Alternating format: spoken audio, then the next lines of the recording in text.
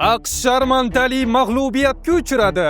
Dushman ortga chekinmoqda. Xalq orasida biz aytganimizni qildirdik va g'alaba bizniki degan hayqiriqlar yangramoqda. Hormuz bo'g'ozi ochildi, ammo bir shart bilan. Eron tomoni bo'g'ozni ochishga rozi bo'ldi, ammo o'ta muhim bir shart bilan.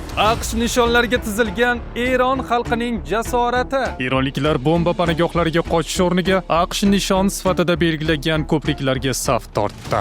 Isroil sulhga tupurdi.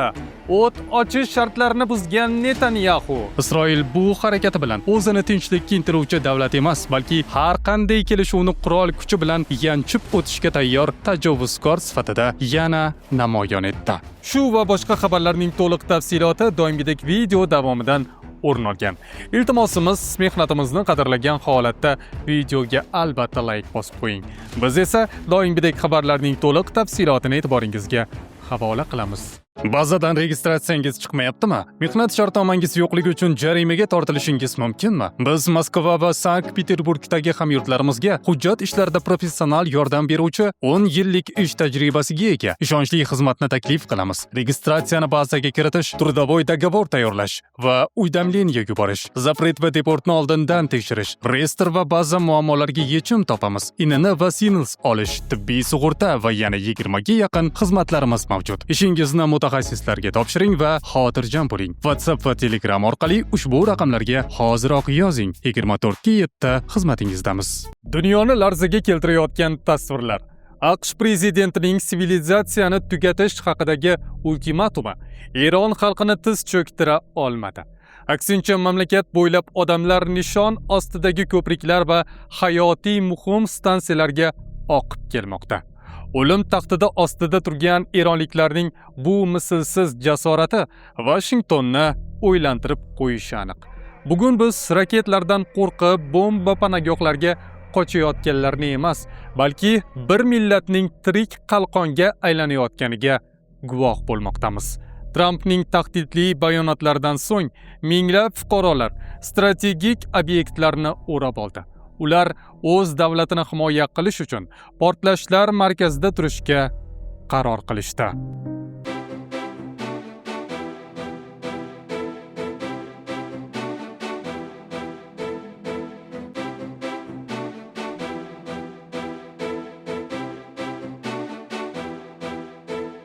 Yaqin Sharqdagi qonli to'qnashuvlar kutilmagan va shov-shuvli nuqtaga keldi.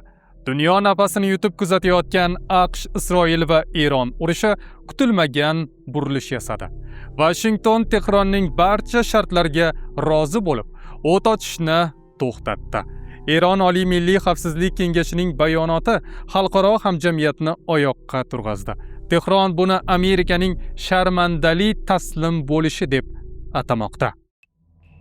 Bir necha kun avval Eronni yer bilan yakson qilish va halokatli zarbalar bilan tosh davriga qaytarish bilan tahdid qilgan Donald Trump kutilmaganda Tehronning barcha shartlariga rozi bo'ldi. Dunyo siyosati bunday keskin burilishni kutmagandi. Kechagina Eron osmonini qora bulutdek qoplagan Amerika bombardimonchi samolyotlari ortga qaytarildi. Trump o'zining Truth Social tarmog'ida Pokiston rahbariyati bilan o'tkazilgan og'ir muloqotdan so'ng hujumlarni 2 haftaga to'xtatishga buyruq berganini rasman e'lon qildi. Biz Erondan 10 banddan iborat taklif oldik va bu muzokaralar uchun yaroqli asos bo'la oladi deb hisoblaymiz. Ilgari bahsli bo'lgan deyarli barcha masalalar AQSh va Eron o'rtasida kelishib olindi. Ammo bu 2 haftalik muddat bitimni yakunlash va amalga oshirish imkonini beradi. Eron Islom Respublikasining Hormuz bo'g'ozini to'liq zudlik bilan va xavfsiz ochishga roziligi sharti bilan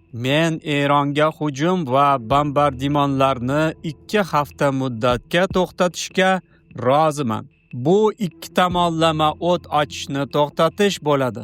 Ammo bu shunchaki vaqtinchalik tanaffus emas, bu Washingtonning strategik chekinishi sifatida baholanmoqda. Eron Oliy Milliy xavfsizlik kengashi g'alaba nashidasini surmoqda. Ularning ta'kidlashicha, AQSh quyidagi sharmandali shartlarni qabul qilishga majbur bo'lgan. Agressiyadan voz kechish, AQSh Eron hududiga hujum qilmaslik majburiyatini oladi. Hormuz bo'g'ozi ustidan nazorat Eron qo'lida qoladi. Yadro dasturini tan olish, Eronning uran boyitish huquqi e'tirof etiladi. Sanksiyalarni bekor qilish, barcha birlamchi va ikkilamchi yordamchi cheklovlar olib tashlanadi. Xalqaro qarorlarni bekor qilish, xalqaro tashkilotlarning rezolyutsiyalari to'xtatiladi. Kompensatsiya to'lash. AQSh Eron ko'rgan barcha zararlarni qoplaydi. AQSh qo'shinlarini olib chiqish, Amerika harbiylari Yaqin Sharqni tark etadi. Urushni to'liq to'xtatish, barcha frontlarda janglar yakunlanadi. Shuningdek, Eron televideniyasi xabariga ko'ra, Tehron Hormuz orqali o'tadigan kemalardan yiliga taxminan 64 milliard dollar daromad oladi. Eron ommaviy axborot vositalari Tramp ushbu rejani qabul qilganini ta'kidlamoqda. Tehron va Eronning boshqa yirik shaharlarida vaziyat bir zumda o'zgarib ketdi. Ko'chalarda haqiqiy bayram kayfiyati. Xalq allaqachon tarixiy g'alabani nishonlashni boshlab yuborgan. Milliy bayroqlarni baland ko'targan. Xalq orasida biz aytganimizni qildirdik va g'alaba bizniki degan hayqiriqlar yangramoqda. قبل از شهادت امام شهید فرمود فتنه‌ای در پیش دارید. چرا از گفتنش امامی کنید با شجاعت؟ The New York Times va CNN tahlillariga ko'ra, Trampning bu qadamga Xitoyning qat'iy ogohlantirishi va Eronning yangi oliy rahbari Oyatulloh Mushtabo Xomanayning murosasiz pozitsiyasi majbur qilgan. Isroil ham chorasiz qolib, AQSh ortadan 2 haftalik sulhga amal qilishga va'da berdi. Tramp bu vaziyatni tinchlik uchun ulkan sharaf deb atayotgan bo'lsa-da, siyosiy kuzatuvchilar buni Vashingtonning Yaqin Sharqdagi hegemonligini tugashi deb baholamoqda. Urush nihoyasiga yetayotganga o'xshaydi. Eron Hormuz bo'g'ozini nazorat qiladi va AQShning Eron neftiga nisbatan sanksiyalari bekor qilinadi. Agar bu yangi haqiqat bo'lsa, biz Eron rejimini muhim sohalarda strategik jihatdan qulay mavqega joylashtirish uchun juda katta resurslarni, hayotimizni, pulimizni va obro'yimizni sarfladik. Eronni yo'q qilmoqchi bo'lganlar bugun uning 10 bandlik shartnomasi ustida bosh egib turibdi. Biroq otdan tushsa ham egardan tushkisi kelmayotgan Tramp buni mag'lubiyat emas, g'alaba sifatida talqin qilishga urinmoqda.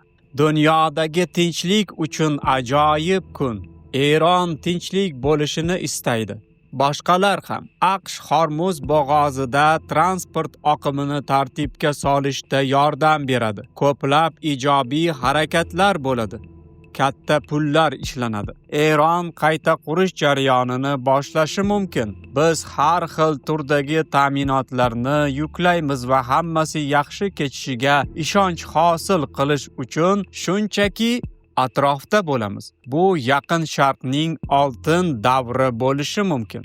Bu shunchaki vaqtinchalik tanaffusmi yoki AQShning Yaqin Sharqdagi hegemonligi tugaganining rasmiy e'tirofi? Tramp tez orada taslim bo'ladi degan Eron bugun o'z shartlarini qabul qildirishga muvaffaq bo'ldi. Xulosa shuki, Tehronda g'alaba nashidasi surilayotgan bir paytda harbiy tahlilchilar tinchlikka tayyor tur, ammo qurolingni aslo yerga qo'yma degan tamoyilni eslatmoqda. Bu 2 hafta dunyo tarixidagi eng xavfli va aldamchi tanaffus ham bo'lishi mumkin. Bu AQSh va Isroilni qayta kuch to'plab, yana frontga qaytish ehtimolini ham inkor etmaydi. Washington va Tel Avivning bu himmati ortida qandaydir yirik harbiy fitna yashiringanmi yoki ular haqiqatdan ham chorasiz qoldimi? Buni yaqin kunlar ko'rsatadi. Global neft arteriyasi hisoblangan Hormuz bo'g'ozi atrofidagi qaltis o'yin ham kutilmagan tus oldi. Eron kutilmaganda yo'lak ochilishini e'lon qildi. Tashqi ishlar vaziri Abbos Aroqchi bo'g'oz ochilishini tasdiqlarkan, dunyo hamjamiyatini hushyor torttirgan muhim shartni ochiqladi. Xo'sh, bu qanday shart va dunyo iqtisodiyotini qutqarib qolgan bu shartli ochilish ortida aslida qanday maxfiy kelishuvlar turibdi? Dunyo neftining qariyb 3dan 1 qismi o'tadigan Hormuz bo'g'ozi yana kemalar uchun ochiq. Eron tashqi ishlar vaziri Abbos Aroqchi X ijtimoiy tarmog'idagi sahifasida butun dunyoni hushyor torttirgan bayonot bilan chiqdi. Eron va AQSh o'rtasida 2 haftalik sulh rasman tasdiqlandi. Biroq bu oddiy kelishuv emas. Bu shartlar va qat'iy talablar asosida qurilgan diplomatik dueldir. Eron tomoni bo'g'ozni ochishga rozi bo'ldi, ammo o'ta muhim bir shart bilan. Kemalar harakati to'liq Eron harbiylari bilan muvofiqlashtiriladi. Bu esa Washingtonning talabi bajarilgan bo'lsa-da, hududdagi kalit hali ham Tehron qo'lida ekanligidan dalolat beradi. Tramp nega chekindi? Eslatib o'tamiz, Oq uy rahbari Donald Tramp 8-aprel o'tar kechasi bo'g'oz ochilmasa, Eron infratuzilmasiga ayovsiz zarbalar berish bilan tahdid qilgan edi. Ammo so'nggi soniyalarda vositachilar, xususan Pokiston, ishga tushdi. Eng qizig'i, Tramp ma'muriyati Eron tomonidan ilgari surilgan 10 bandli tinchlik rejasini muhokama uchun asos sifatida qabul qilishga rozi bo'ldi. Shu bilan birga Eron tashqi ishlar vaziri muhim shartni ham ta'kidladi. Bosh vazir Sharifning X'dagi birodarlik iltimosiga javoban va AQShning 15 bandlik taklifiga asoslangan muzokaralar o'tkazish haqidagi iltimosini, muzokarachilarning Eronning 10 bandlik taklifini umumiy doirasini muzokaralar asosi sifatida qabul qilish haqidagi e'lonini hisobga olgan holda, men Eron Oliy Milliy Xavfsizlik kengashi nomidan shuni e'lon qilaman. Agar Eronga qarshi hujumlar to'xtatilsa, bizning qudratli qurolli kuchlarimiz mudofaa operatsiyalarini to'xtatadi. 2 hafta davomida Eron qurolli kuchlari bilan muvofiqlashtirish va texnik cheklovlarni hisobga olgan holda Hormuz bo'g'ozidan xavfsiz o'tish mumkin bo'ladi. Tramp bu urushni boshlab, o'ziga bitmas tuganmas g'alaba orttirib oldi va yakunda dunyo iqtisodiyoti uchun daxlsiz bo'lgan Hormuzni Eronning to'liq nazoratidagi daromad keltiruvchi richakka aylantirib qo'ydi. Ilgari xalqaro suv yo'li hisoblangan bo'g'oz endilikda Eron harbiylarining ruxsatsiz bir qadam ham jilmaydigan hududga aylangani Washingtonning strategik xatosi mahsulidir. Tramp ma'muriyati kuch ishlatish orqali natijaga erishmoqchi bo'lib, kutilmaganda Eronning mintaqaviy gegemonligini va bo'g'ozdagi mutlaq hukmronligini tan olishga majbur bo'ldi. Bu shartli ochilish ortidagi maxfiy kelishuvlar shuni ko'rsatadiki, endi jahon energetika xavfsizligi masalasida AQSh emas, aynan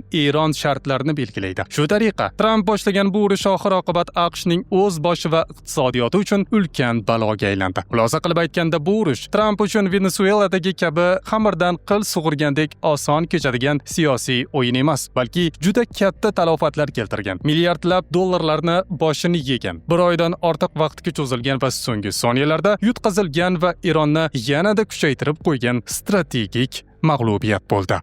AQSh va Eron o'rtasida erishilgan mintaqada biroz bo'lsa-da barqarorlik va nafas olish imkonini berishi kutilgan 2 haftalik sulh bitimi hali qog'ozdagi siyohi qurimasdanoq Isroil tomonidan chilparchin qilindi. Vulkan erkak kuchi va ishonchining yangilangan manbai, prostata bezidagi noqulayliklarni kamaytiradi, jinsiy faollikni qo'llab-quvvatlaydi va organizmning tabiiy quvvatini tiklaydi. Atigi 5-7 kun ichida sezilarli o'zgarishlar, o'zingizni yengil va quvvat va ishonchli his eting. Muammolaringiz ortda qolishi uchun endi uzoqqa borishingiz shart emas. Vulkan siz izlagan tabiiy yechim. Buyurtma berish uchun hoziroq ekraningizda ko'rinib turgan raqamlarga qo'ng'iroq qiling.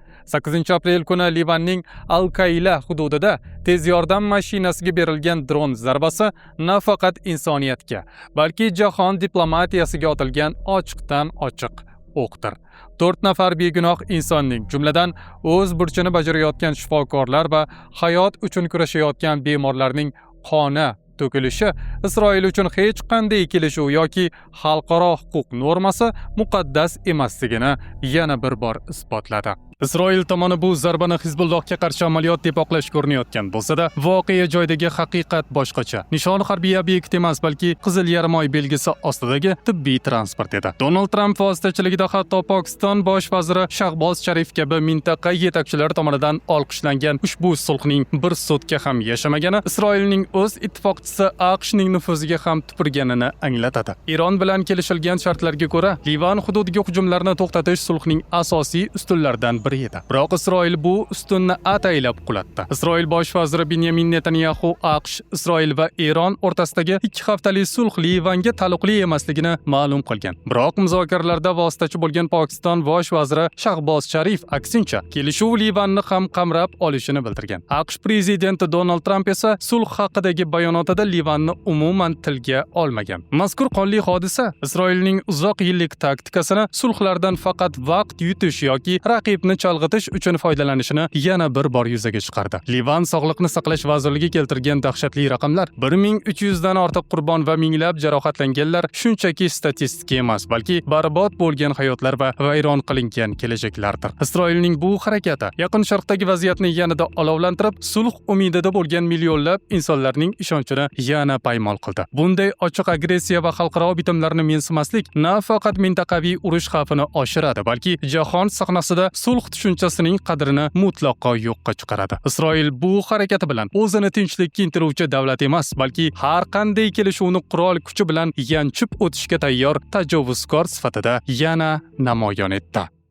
YouTube kanalimizda kuniga bir mahal xabar berayotgan bo'lsak, biz har daqiqa sizga eng so'nggi xabarlarni ulashish uchun o'zimizning rasmiy Telegram sahifamizga asos soldik. Telegram kanalimizga obuna bo'lish uchun hoziroq birinchi kommentariyadagi havolani bosing, o'ting va obuna bo'ling. Yangiliklardan har soniya xabardor bo'ling. Biz yana ko'rishamiz. O'zingizni ehtiyot qiling.